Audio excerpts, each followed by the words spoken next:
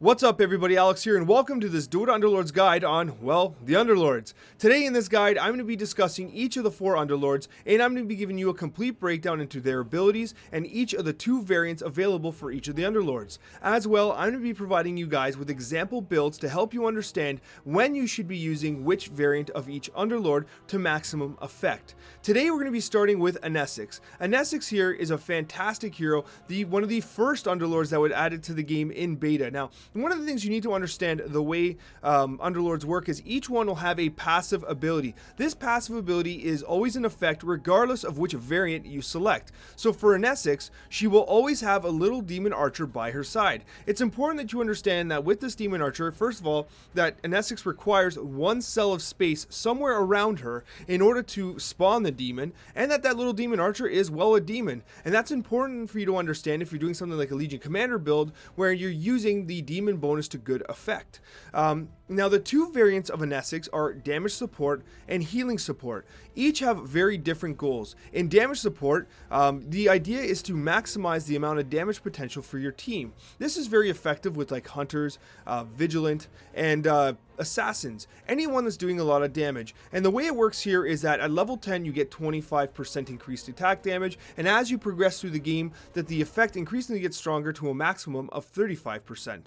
So that is cast early in the fight to kind of amplify your team's damage capabilities. Enthrall, what Enthrall does is it marks a unit for 6 seconds on the opposing team. That unit will have -10 armor, and it'll force all your units to attack it. If the unit dies within that 6-second time frame, what happens is it'll be resurrected as a demon to fight alongside your team for the remainder of the fight. That demon will not do end of round damage to the opponent, but it just might be the difference between, winning the round and losing the round. Damage support ANESSIX is a fantastic variant of ANESSIX. Healing support, on the other hand, is for sustaining your fight. Healing support is often used with builds that kind of amplify healing, like healer builds, knight builds, and brawny builds, where you can kind of sustain a fight for a long period of time and beat your opponent through attrition. Now basically, Rejuvenating Ritual sacrifices some of ANESSIX's health in order to heal her allies. This is important to understand because it almost makes ANESSIX a little more vulnerable, especially when assassins are in the meta. You have to be very conscious of where you place ANESSIX on the battlefield, because if she goes down before she summons her demonic golem, which is a major force to be reckoned with, you're going to be in a situation where, well, you're going to have a frown on your face because she's not going to have the best impact on the board. What you want to do here is you want to make sure with healing and support ANESSIX that she is protected in order to maximize the opportunity to get Rejuvenating Ritual and summon Demon Golem off. Rejuvenating Ritual can be cast multiple times in a fight, so it can be used to great effect, especially with any healing builds. Now let's talk about example builds with ANESSIX. And now here are 2 example builds for ANESSIX. This first one is taking advantage of healing support ANESSIX with the Golem drop and with Rejuvenating Ritual. The reason why ANESSIX works in this build is because you have a sustained front line here in Knights, all positioned together so that they can kind of maintain this Knight bonus. But most importantly, you have 4 healers. That healing, that healing effect is amplified by 50%, resulting in all Rejuvenating Ritual heals to get, well, 50% additional healing. That also benefits, of course, the 4 healers on the board, one of which is your Omni Knight, Necrophos, your Dazzle, and your Warlock. Those are the 4 mandatory healers to get that full bonus. Now, the reason why you would use Rejuvenating Ritual here is because if you're using damage support, you're not doing any healing from your Underlord, and you're not really taking advantage of the full effect of that healing. Bear in mind that that healing effect is also going to amplify the Mask of Madness healing effect for Luna as well. This is an example build that works really well for ANESSIX, and as mentioned before, you need to leave 1 cell space for ANESSIX to spawn her golem. You know, you're thinking, Alex, there's not 1 cell here. Well, the idea here is that Chaos Knight, being a melee character, is going to engage the opposition moving forward, and ANESSIX will spawn the archer right there. If you wish and you're finding that you're engaging a little too early, you can just shift these guys like this, and ANESSIX will spawn her archer right there. It's absolutely up to you in the end. So the second example for ANESSIX is, of course, the damage support ANESSIX variant.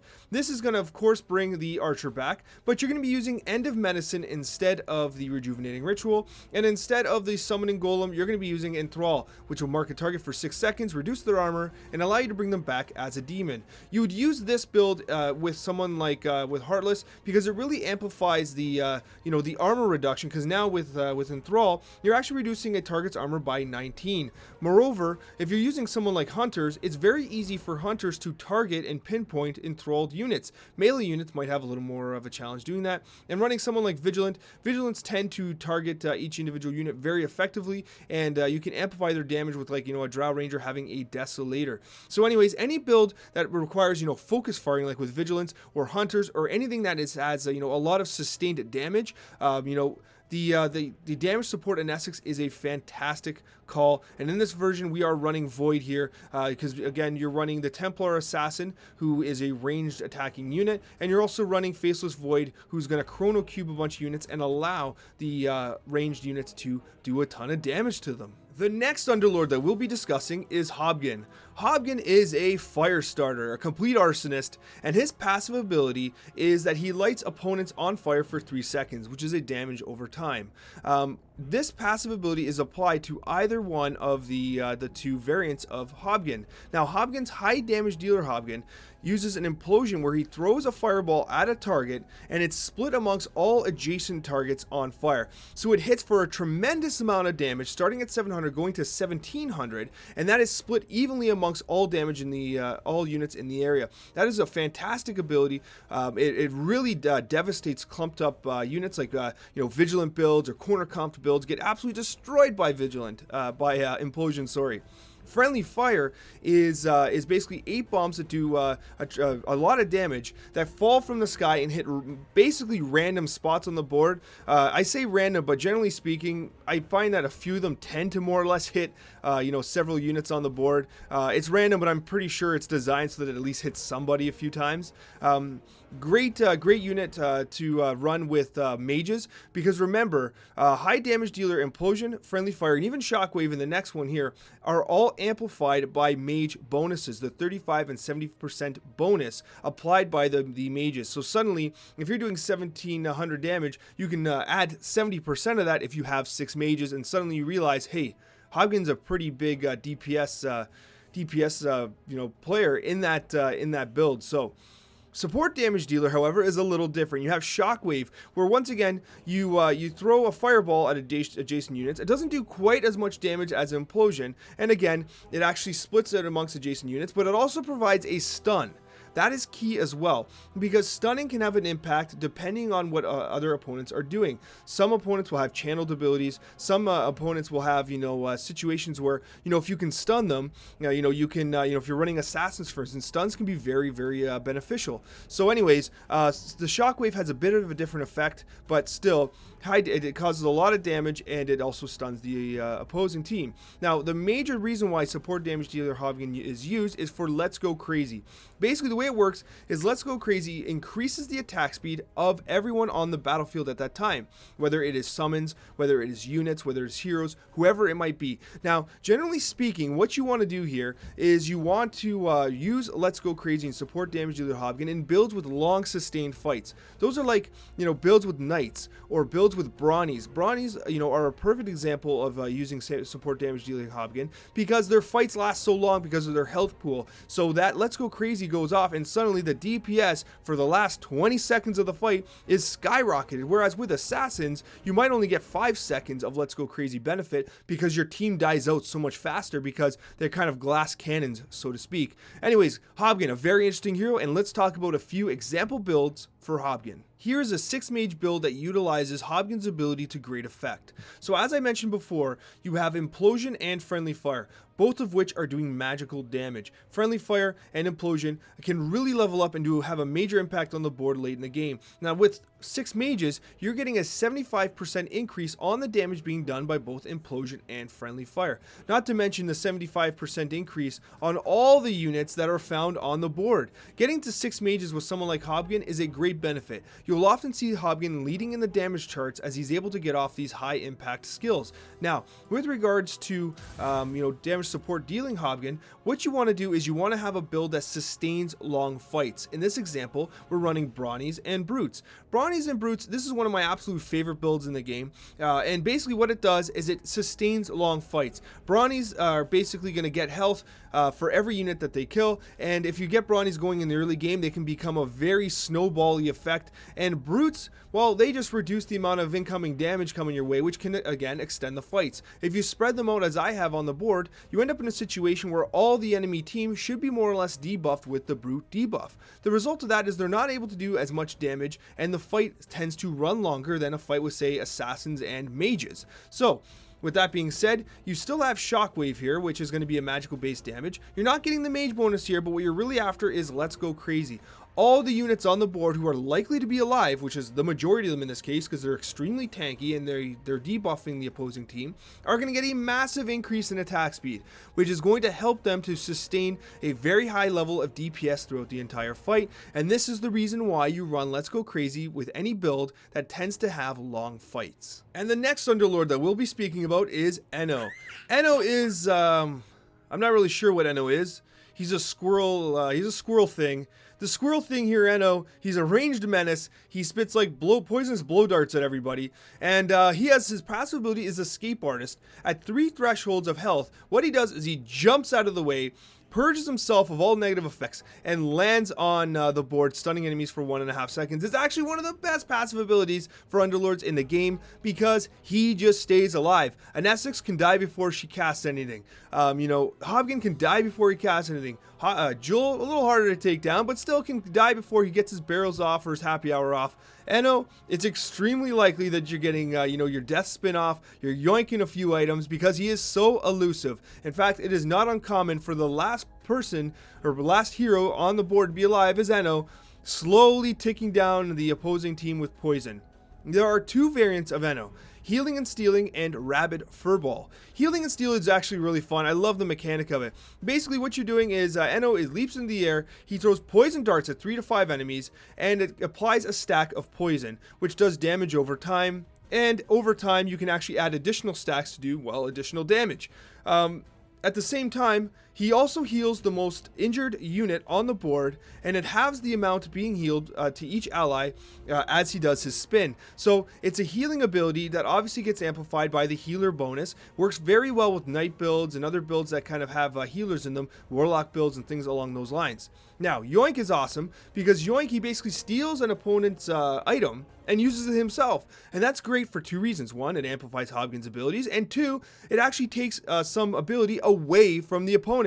If they have like a Maelstrom and HOBGEN steals it, suddenly the unit with the Maelstrom, whether it be a Bat Rider or a Wind Ranger, just does not have that damage capability, and their DPS falls off the charts. So, very good unit in Healing and Stealing. Now, Rabid Furball is perhaps one of my most favorite, variants of Underlords in this game. It is extremely versatile, can almost go into any variant of any build, and realistically, what he does is he applies poison to lots of enemies within 3 cells. He also does physical damage per stack, and also what you need to understand about all-out attack is it stuns. It also casts in a time frame where you can often cast all-out attack and stun someone like ANESSIX before she gets her golem cast or before HOBGEN gets his Let's Go Crazy cast. So what ends up happening is that ENNO can be very disruptive to the battlefield with those stuns. So anyways, all-out attack, ENNO, and death spin, it ends up applying a ton of poison throughout the battlefield, which helps to amplify something like a Heartless bonus. So let's talk about a few example builds with ENNO.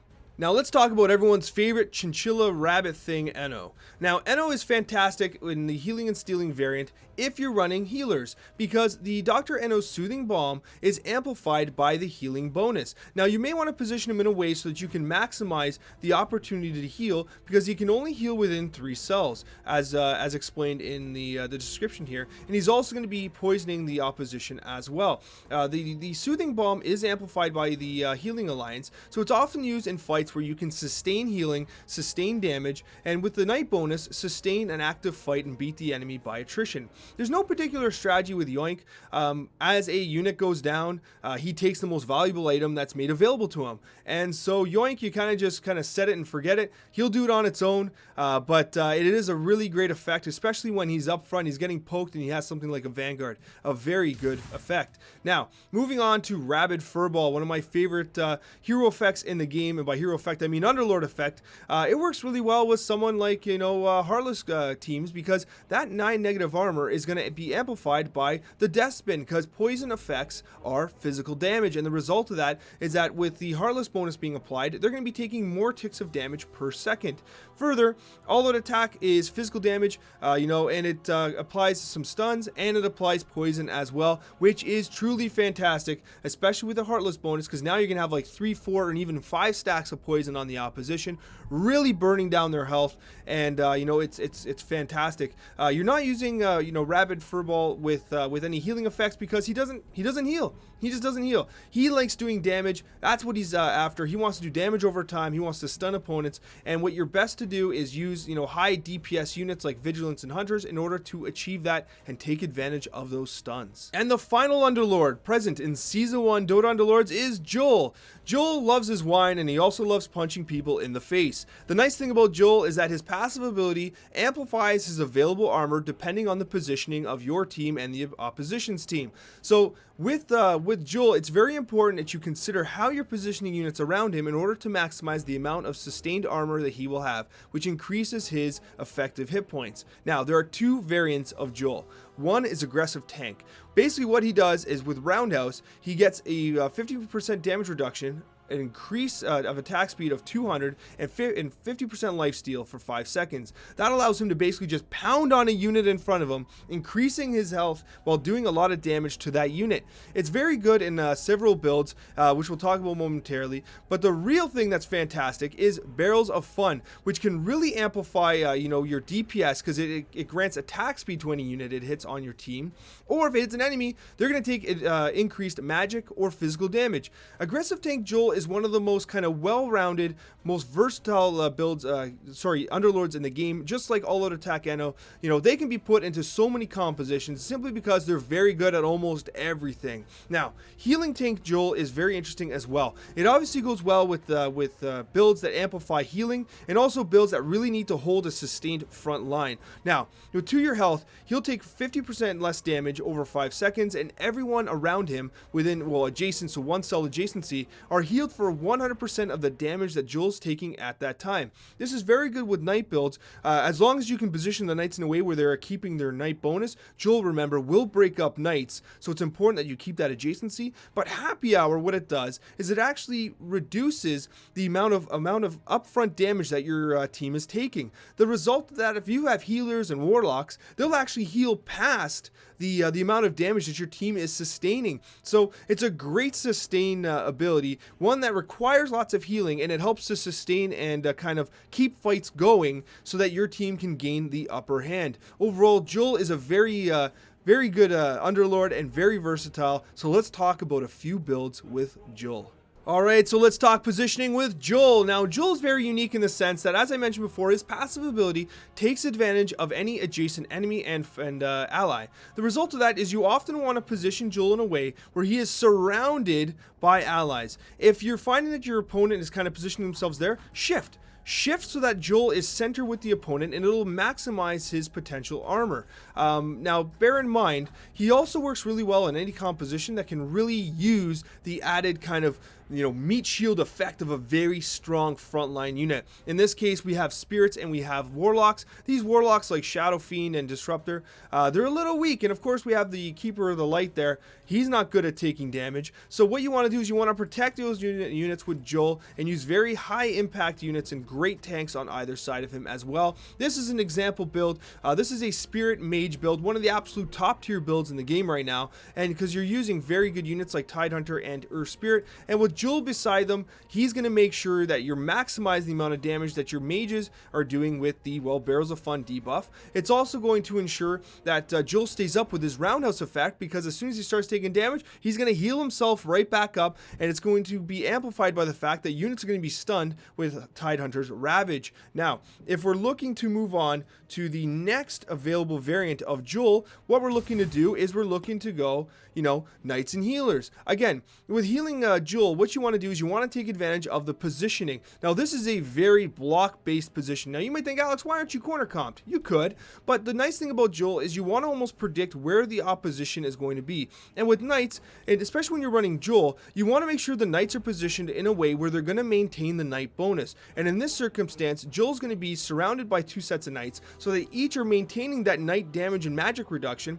while also giving JULL his passive armor generation as well. So this is another great example. He's going to get, the healing bonus of 50% is going to be applied to your health, and it's also going to be applied to happy hour. So, well, happy hour doesn't, never mind, I take that back. It's only going to be applied to your health. To your health is a healing effect, and then the healing effect is going to basically improve the effectiveness of happy hour, because as that damage over time is being applied, your healers are going to have more capabilities of keeping your units alive. So happy hour does not directly benefit from the healing alliance, but it actually does indirectly, because it allows the healing alliance more opportunity to keep your units alive and sustain a good fight. Guys, I hope that this guide helped you. If you have any questions whatsoever, please let me know in the comments. I would be more than happy to explain this to you. Thank you so much for watching, and a very special thank you to all of my wonderful subscribers.